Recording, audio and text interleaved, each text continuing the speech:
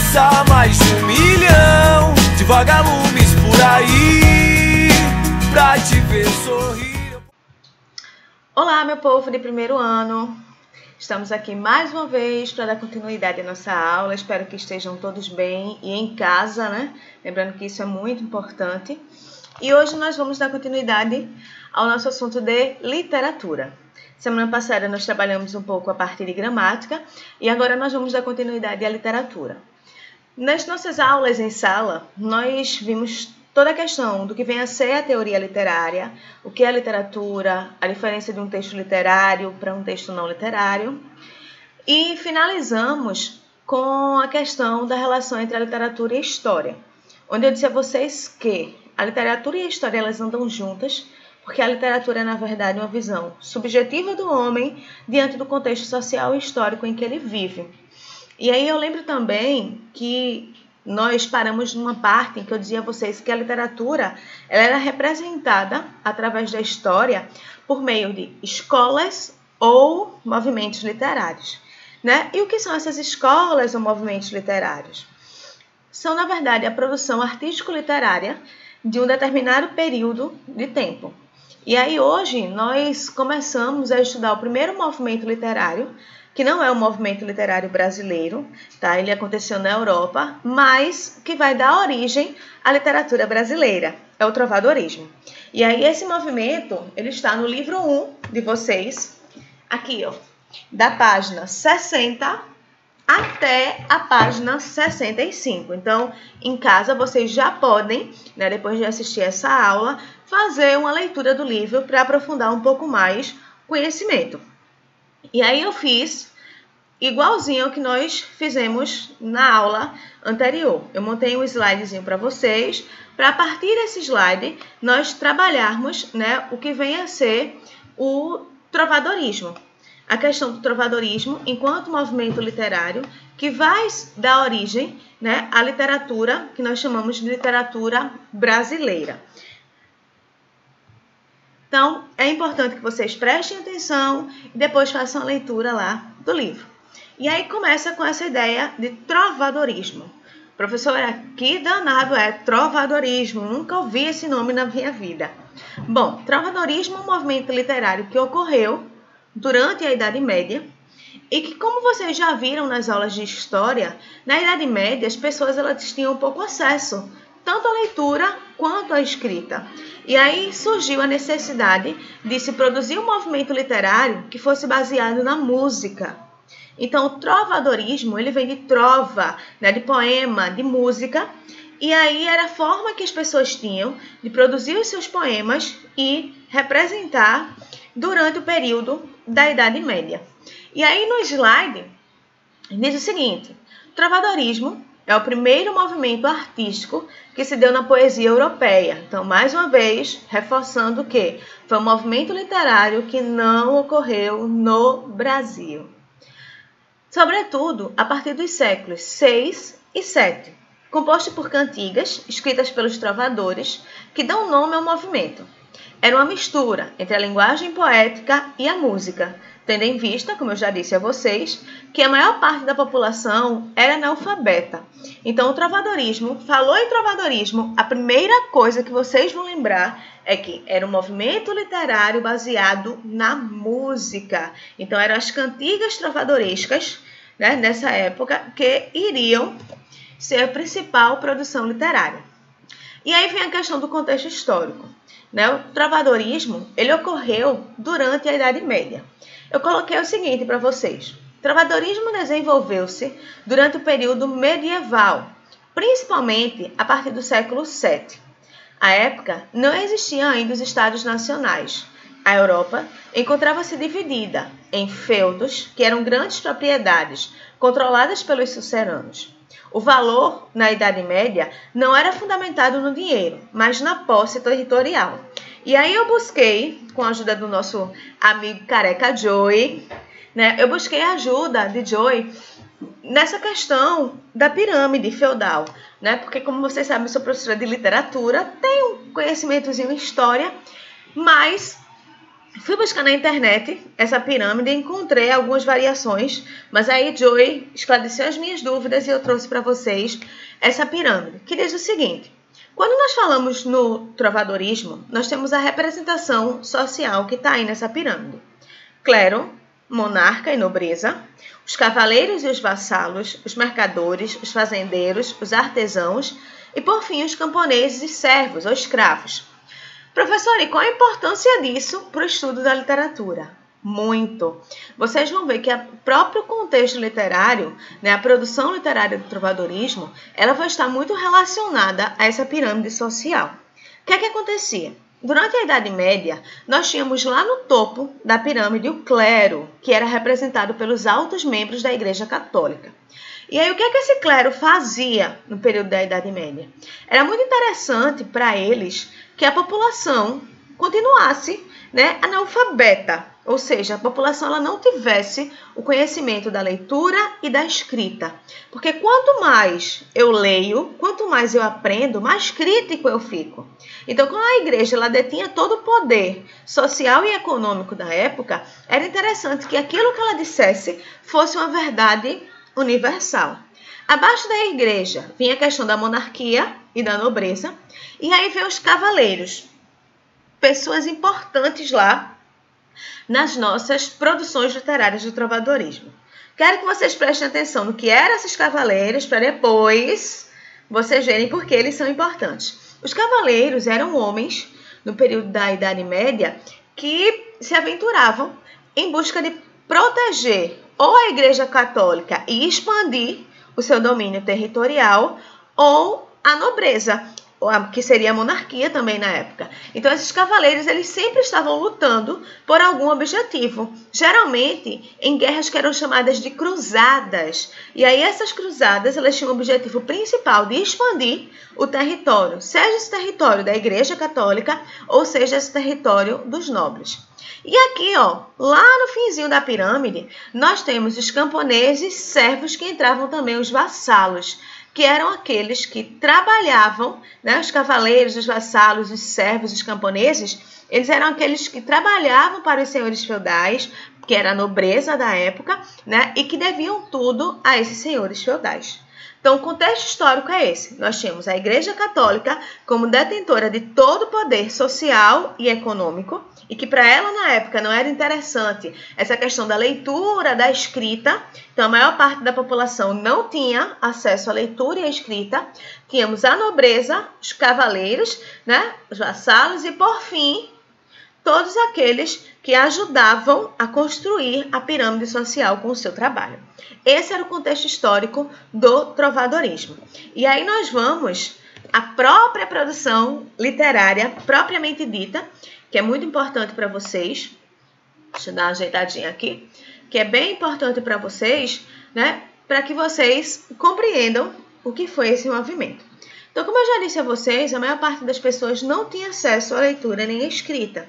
Então, a produção literária do trovadorismo, ela se dava por meio das cantigas trovadorescas, né? Aqui diz o seguinte: as obras do trovadorismo são chamadas de cantigas, que aí serão cantigas trovadorescas, não esqueçam, pois eram escritas para serem declamadas e frequentemente eram acompanhadas de instrumentos musicais, como a lira, a flauta e a viola.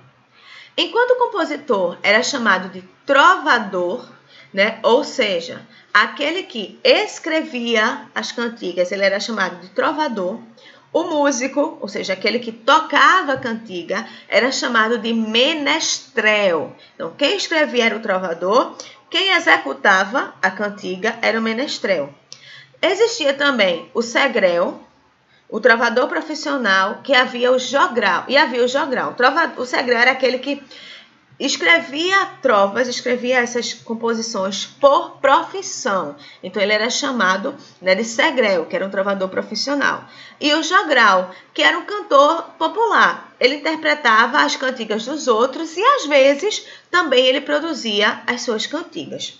Certo? E aí, essas cantigas, elas eram divididas em dois grandes grupos. Nós tínhamos as cantigas lírico-amorosas, que eram cantigas escritas para falar de sentimento, e nós tínhamos as cantigas satíricas, que eram cantigas escritas para fazer crítica. Essa crítica poderia ser uma crítica social ou uma crítica direcionada a uma única pessoa.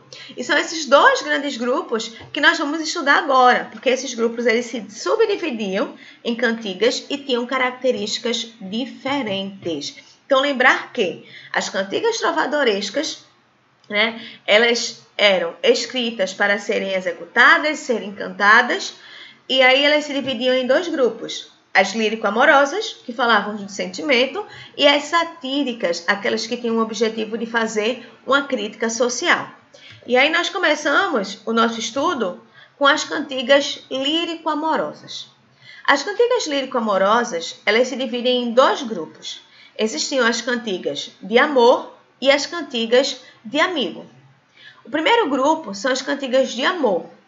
Essas cantigas de amor, elas tinham as seguintes características. A primeira delas é o eu lírico masculino, ou seja, a cantiga de amor ela era sempre direcionada de um homem para uma mulher.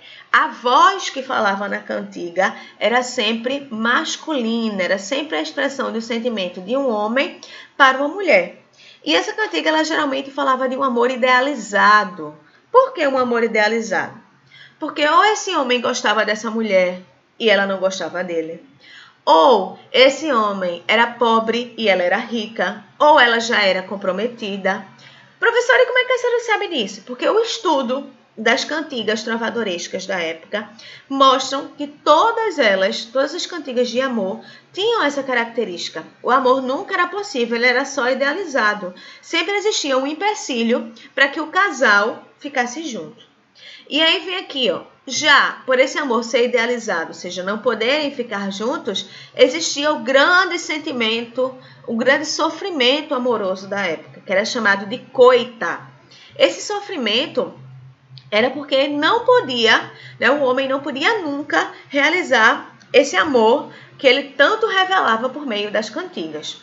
E aí as cantigas trovadorescas, elas eram representadas em ambientes palacianos, ou seja, nas cidades da época. Então, vamos supor que Zezinho estava apaixonado por Maria. E aí, o que é que Zezinho iria fazer?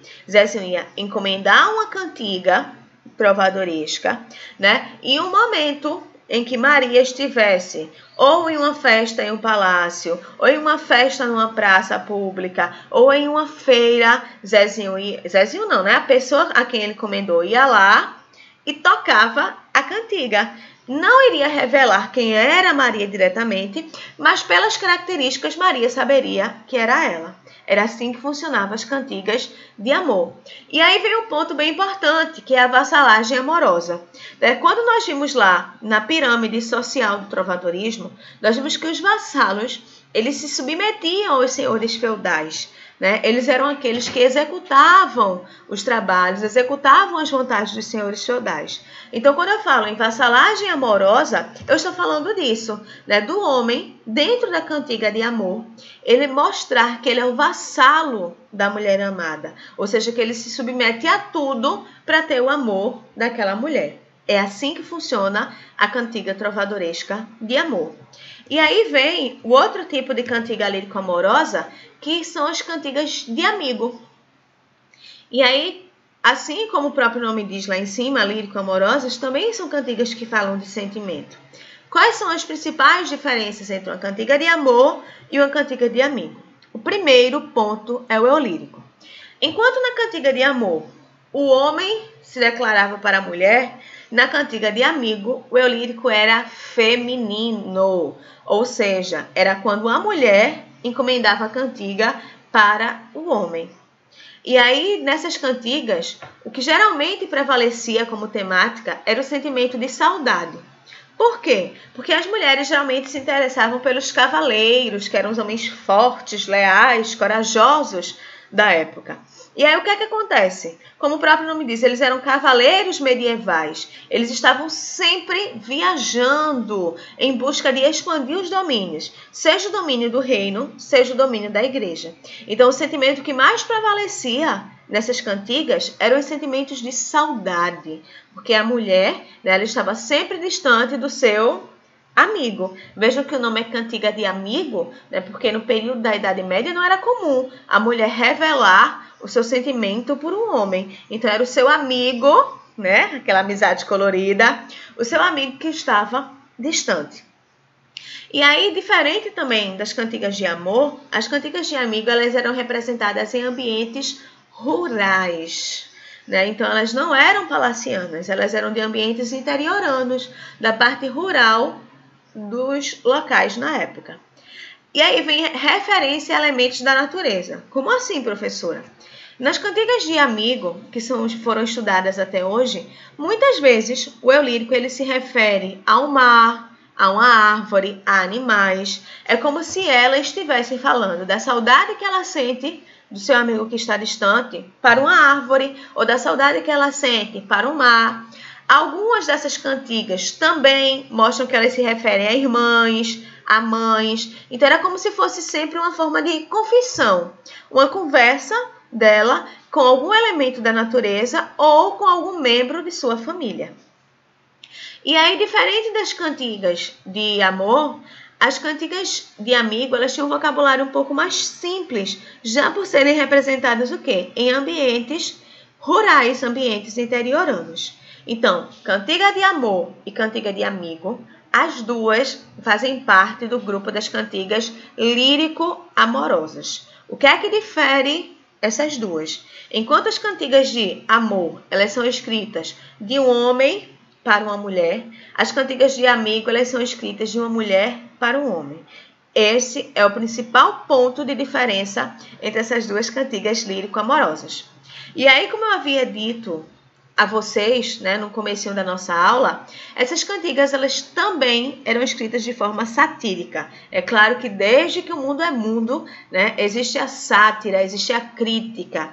E aí no trovadorismo não seria diferente. Nós tínhamos também espaço para a crítica, seja a crítica social ou seja a crítica individual, comportamental das pessoas que ali viviam em determinadas regiões.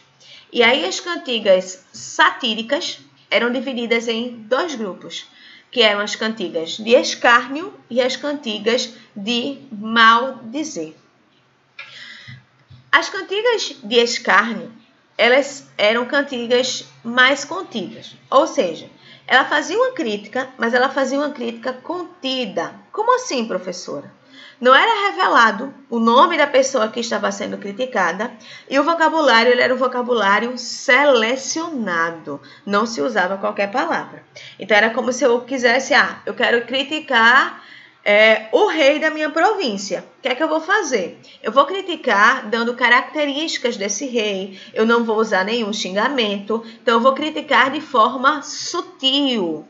Mas, quando nós falamos nas cantigas de maldizer, aí sim, eram cantigas diretas. Ou seja, se eu queria criticar o rei da época, eu iria falar o nome do rei. Se eu queria criticar, Maria dos Povos, que vivia lá na rua em que eu morava e que ela era um tipo de prostituta, o que é que eu ia fazer? Eu ia dizer o nome de Maria dos Povos e ia dizer o que ela fazia. Então, as cantigas de maldizer eram críticas diretas. Elas revelavam o nome da pessoa que estava sendo criticada e tinham um vocabulário mais simples, que era o vocabulário que nós chamamos de vocabulário popular. Então, só para relembrar, as cantigas satíricas se dividiam em dois grupos, que eram as cantigas de escárnio e as cantigas de maldizer. Quando eu falo das cantigas de escárnio, eu estou falando de cantigas que faziam críticas contidas, indiretas, não revelavam o nome da pessoa criticada. Mas quando eu falo em cantigas de maldizer, eu estou falando em crítica direta. Era revelado o nome da pessoa criticada, né? E como nós dizemos, não tinha papa na língua. Ou seja, tudo era revelado. E aí esse é o principal tipo de produção literária do trovadorismo. Porém, nesse mesmo período, surgiu um novo estilo de produção. Um estilo que não ficou, na época, tão conhecido como as cantigas, mas que foi produzido e que, depois do trovadorismo, passou a ter um espaço bem grande dentro da sociedade, que são as novelas de cavalaria. Eu acho que todo mundo, uma vez na vida, mesmo que nunca tenha lido ou assistido, já ouviu falar, por exemplo, no Rei Arthur e os Cavaleiros da Távola Redonda. né? Essa ideia do Rei Arthur, dos Cavaleiros da Távola Redonda, ela vem lá do trovadorismo. Por quê?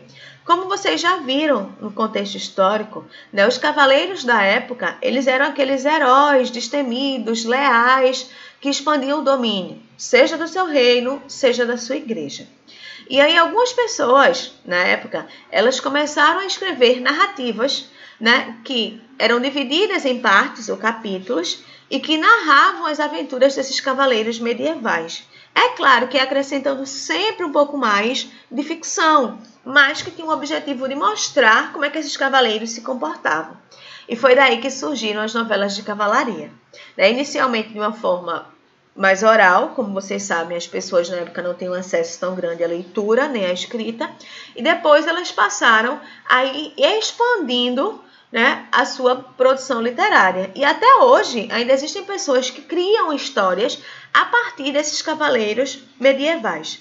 Quando nós falamos do trovadorismo, a principal novela de cavalaria produzida na época foi a novela denominada A Demanda do Santo Graal. Que danado foi a Demanda do Santo Graal?